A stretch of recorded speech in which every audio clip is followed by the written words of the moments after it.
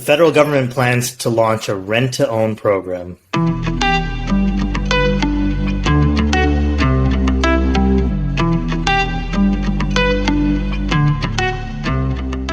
Hi, I'm Jesse Johnson, best-selling author, Greater Vancouver Realtor, and mortgage broker since 2006.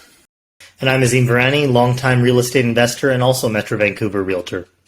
So in today's episode of Own Your Life, the podcast, we would like to cover the following topics. Canada's planned implementation of a rent-to-own program, September sales statistics, mortgage rates potentially hitting 7%, and the looming recession. We wanted to thank you again for joining us on the Own Your Life podcast. We bring you this monthly podcast to keep you up to date on market trends and to teach you a little bit about the Vancouver real estate market. We hope our videos are helpful and they keep you informed. And if you like them, please make sure to hit the like button and also subscribe to our channels. And remember, if you have any questions or you want to talk to us about anything, feel free to do so at any time. Our information is in the description below.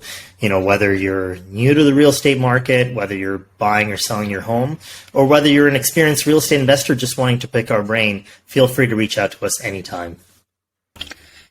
Thanks, Azim. So, under the federal government's current leadership, they're pushing Canada to fund a rent-to-own program. Now, like most government-funded programs, they have provided very little information. This is likely because they've not quite figured out how to do it yet. The idea is to create a path from renting to buying, obviously. I mean, Jesse, do you think the rent-to-own program is actually feasible? Well, I mean, I guess we'll just have to wait and see what the plan is. When things sound too good to be true, they generally are. Canada's home prices surged by over 50% during the COVID-19 pandemic. This was fueled by many factors, not the least of which was a lot of sellers didn't want people coming into their homes. And so they weren't listing their properties and they were trying to avoid human contact and catching COVID, which at that time no one really knew too much about. We also experienced rock bottom interest rates. What many people said was the cheapest money, the cheapest rates in human history. All that put together, and it led to a boom in demand in the market. So recent increases in interest rates by the Bank of Canada, which are, aimed at curbing inflation, have caused our housing market to slow down substantially. Although home prices are softening, higher mortgage qualifying rates are keeping would-be buyers out of the market. It's putting a lot of people on the fence. The fence is a popular place to be these days. So CMHC has said that our country needs to build millions and millions of homes by 2030 to restore housing affordability. The current government has pledged to double the pace of home building over the next decade, but has shown little to no guidance on how he plans to do this. Yeah, well, even if that is possible, I would say the problem is too little, too late. I mean, so many things should have been done to help fix this problem a long time ago and prevent us from where we are at right now. To make matters worse, we have new factors causing challenges. Oh, totally. I mean, we have supply chain issues, inflation causing building costs to go through the roof, a shortage of skilled workers, to say the least. It's not good. Well, let's turn the page a little bit and look at September sales data. Metro Vancouver residential sales decreased by a whopping 46.4% year over year from September 2021, with sales continuing to slide down this past month with a 9.8% drop from August. Last month's sales were 35.7% below the 10-year August average. According to the Real Estate Board of Greater Vancouver's analysts, the drastic increases in interest rates globally set by central banks around the world in an effort to stamp out rising inflation has resulted in increased borrowing costs, which has in turn, of course, lowered the spending limits for many buyers, and in the case of what we're seeing in Vancouver, has taken many buyers out of the market completely. All of this has had direct affected numbers on the number of homes that are being sold right now. All of this is probably familiar to anyone who's been keeping their eye on the market or moreover living with this daily if you're planning on buying or selling your home and you're watching the numbers. But here's where things get interesting. Overall, new listings in September are down 18.2% year over year, but in contrast are up 27.1% since August of 2022. Here, it's important to take into account that over the last 2 months, there was a slight increase as between July and August, new listings dropped 16%. So overall, we're still seeing an increase in inventory. The total number of homes on the market in September sat at 9,971, which is an increase of 8% year over year and a 3.2% increase over the previous month. So we're finally starting to see in the stats a reflection of an increase in supply. And if you take the long-standing supply and demand rules into effect, that is going to lead to a clear drop in price. And at least it's going to force sellers to relook at what prices they want to be selling their homes at because the demand is no longer there. The good news is on the buyer side, buyers are finally starting to see a greater selection in what's available on the market compared to the record low inventory numbers we were seeing over the last year plus. What's also interesting is the sales to active listings ratio. Now, this is important to look at because this is how we define a buyer's market, seller's market, and a balanced market. So a buyer's market is when 12% or less of listings sell. Anything between 12 and 20% is what's considered a buyer's market or a healthy market. When sales exceed 20%, which they have for a very long time, due to lack of inventory, then you have a seller's market, okay? So if you break down the individual classes for residential properties, detached homes in September, the number was 12.4%. So we're actually not even in a buyer's market yet. After all this doom and gloom you read about, we're still in a balanced market. Not for long. I think we could dip, there's a chance we could dip into a buyer's market there for a bit. Now, when you look at townhomes, however, last month, 18.4% sold. That's heavy on the the high end for a balanced market. It's almost into a seller's market. You look at condos; they were almost 21%. Condos are definitely in a seller's market. So, these numbers represent slight increases from the previous month prior to that. But in the case of attached properties, despite what you hear in the news, like I previously stated, the numbers show the market is still warm, towards the volume of units sold relative to what's on the market. So, it's at least strongly balanced as it is. Well, let's look at actual home prices, which is the number that a lot of people want to get to. We call it the benchmark price, sort of the average price. When looking at specific classes, the benchmark price for detached homes is up almost 4% from the previous year over the long term. In the short term, however, what people are really focused on is that the benchmark price is down over 2% from last month. And that continues a trend from previous months. So, for example, from July to August, the benchmark price dropped another 2% for detached homes. When we look at attached homes, townhouses, it's up 9 points over the past year. Again, it's down about 2% from August. So we're seeing that short-term drop. And if you go back a little further, between July and August, it was another 2.5 points drop. Finally, for apartments or condos, we're up 6% year over year, but down 1.6% from August. So overall, we're seeing that the Vancouver market is strong, depending on how you want to look at these numbers. When you look at the long term, we are priced higher year over year. But it's just that our market felt a huge jolt in the springtime and prices soared. And from that point, over the last 4 or 5 months, prices have begun to cool, bit by bit every month. That's really what most people are looking at, is that short-term, wow, here's where homes were worth back in March, April, and here's where they're worth now. But maybe some savvy investors would say, overall, when looking at the Vancouver market, we are still gaining year over year. Yeah, I mean, those are really good points. So it's interesting. If you look at September, sales were really low, sales numbers, but at the same time, there wasn't much inventory. So it's keeping numbers from tanking as hard as you would, assume at this point. So, what is causing the lower number of sales? The pending recession, of course, it's a big concern for everybody. The high interest rates certainly are not helping. Many sellers, they just don't want to sell. A lot of buyers they don't really want to buy. They're hesitant to buy, or they want to buy. They just don't think now is the right time. They're on the fence. If a seller wants to list, they're often going to list too high. They think the price is worth what it was 6 months ago. The buyer wants to write an offer. They think, oh, recession's coming. I'm going to get a good deal. And they put in an offer that's too low. A whole lot of nothing happens. This is what's called a stalled market. The last time we had this was midway through 2017 and most of 2018.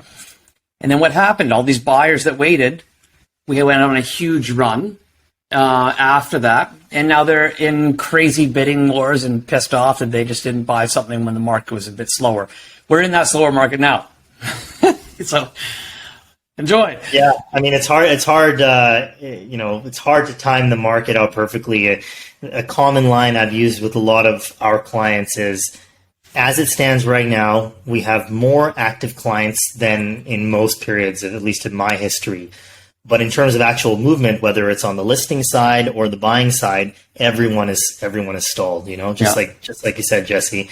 I've got some clients. Many of our clients are buying and selling at the same time, and they still want that top dollar that they saw back in March, April for their home, but they're expecting lower than market price, knowing that, hey, the market is dropping. So if you're listing at this price and we assess it at this amount, well, we want it even cheaper. Well, you can't have it both ways, No. And my advice to many people, and most people, aside from first-time home buyers or people that are retiring and really just sort of cashing out, all the in-betweens, the bulk of the market that is buying and selling at the same time, my suggestion is, if it's your primary residence, don't necessarily look to make an extra 10, 50, 100,000 as a great investment overall between the buy and the sell. If you're going to lose a little bit on the listing of your home, you're going to make it back on the next place. The beauty right now, though, is that you're not up against multiple offers. You're not like having to put in crazy blind offers with only looking at the place once and no inspection. You have a bit more time on your hands, and you can really, on the listing side, you can really get to nurture a potential buyer as well. Anyways, Jesse, getting back to, what you were talking about, with your mortgage background, what happens if mortgage rates gets up to about 7%, and it's time for your renewal? What would you recommend to your mortgage clients? Yeah, well, that's a really good question. Do I think rates will hit 7%? No, I don't. Is it possible? Yeah, of course it's possible. We look back at the 80s. I don't see that happening when rates got to 21%. I don't think we'll hit double digits. I doubt we'll even hit 7%. But it's possible. So it's a good exercise for all families or individual mortgage holders to run numbers on their properties. If you've got 10 vacation properties, there's one principal residence, not vacation, I meant rental. You need to know what happens if, when it comes to renewal, your rate does jump to 6, 7, 8%. This is a common exercise that I do with clients when we first get them is, hey, just so you know, you're getting, X amount percent, but can you afford this? I've been doing that for almost 17 years, and now they have the forced stress test, which I don't necessarily agree with 100%. We'll get into that on another episode, but getting back to what I was saying, my average client's about $500,000 for my average mortgage. Now, using a 30-year amortization, which is the new norm because most people cannot afford a 25-year, that would give you a mortgage rate, using a mortgage rate, of 7%. You'd be paying about $3,300 a month in comparison to about $2,100 if you're coming off a 3% rate. So that represents an increase of 35% or about $1,200. Now, let's say your mortgage doubles to $1 million. You might think, oh, no one's got that. I can tell you right now, a lot of people have $1 million mortgages. I've had them before. So that number at 7% would be about $6,600, a little bit less, $65 and $90. But if you had a 3% rate, you would only be paying about $4,200. So once again, you got a 35% increase. which equates to about $2,400. So can most families afford this? Yes, they can. Now it's of course going to be a lot more challenging in the current inflation, economic challenges we have.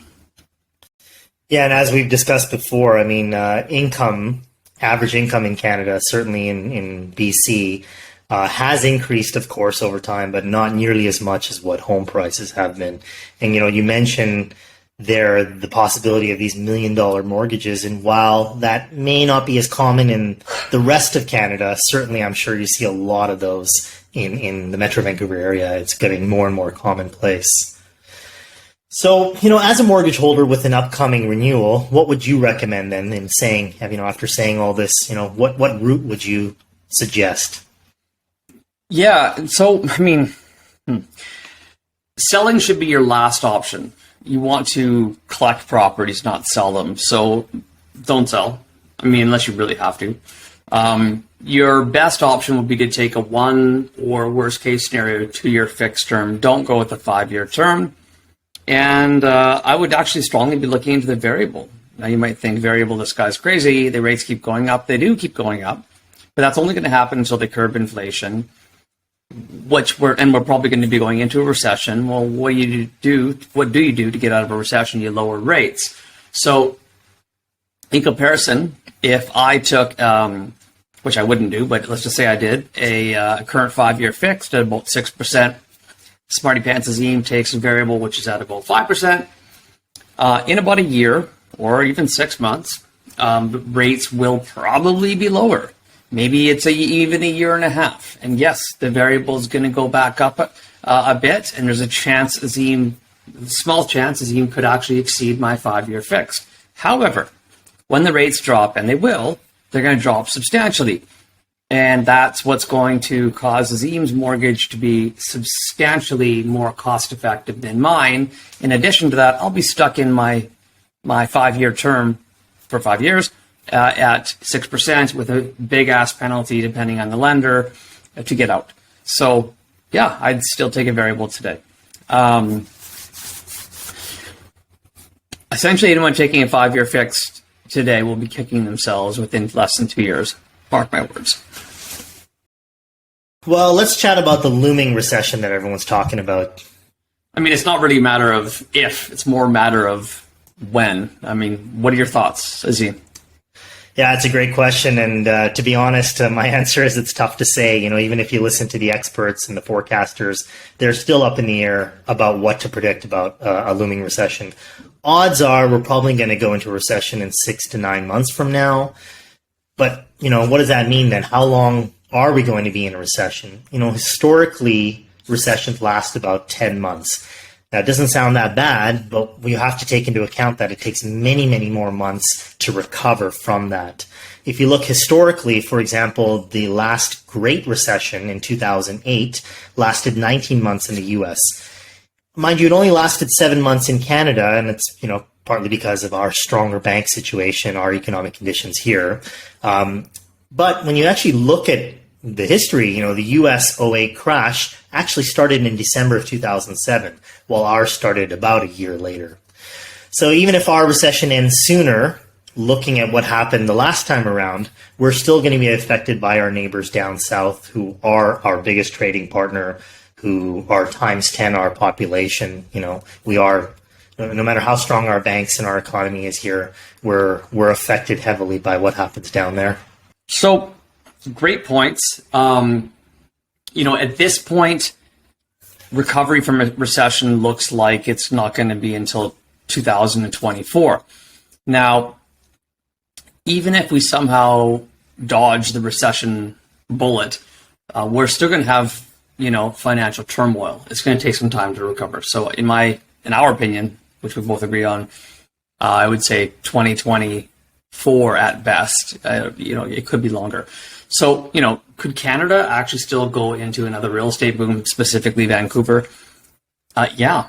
It actually could during a recession, primarily because of lack of inventory and the huge record-breaking numbers of immigration coming into the country. So, however, we do have a much bigger problem in hand, potentially potentially causing this recession to be substantially more harmful.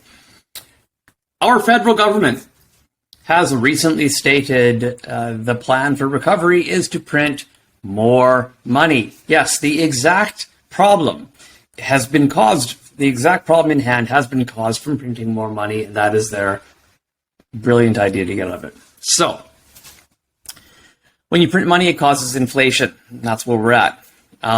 The current federal government prime minister has squashed all records with reckless spending and printing money, which directly leads to inflation. Citizens are now paying for those monthly COVID checks times 10 or even higher with the ridiculous amounts of inflation that's been caused from all that printing of money.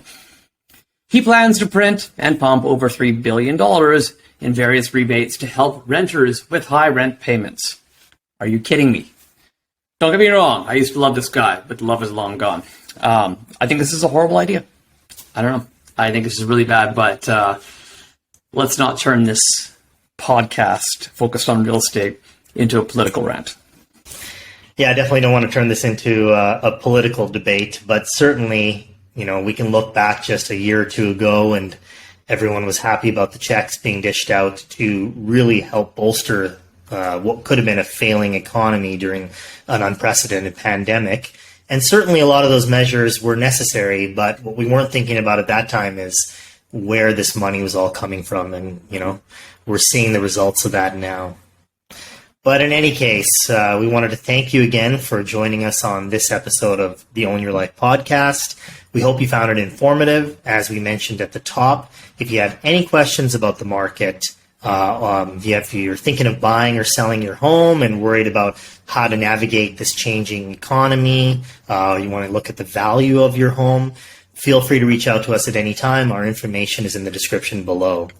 Similarly, if you're thinking about joining the real estate industry, or if you are with another brokerage and you want to hear more about the collaborative movement that is EXP, that is our brokerage, definitely reach out to us and we'll be happy to share information with you. We hope to see you again. Well, that's it for this episode. Don't forget to grab a copy of my best-selling book on Amazon. We really appreciate your time. We're here for your questions anytime. Have a wonderful day. Thanks.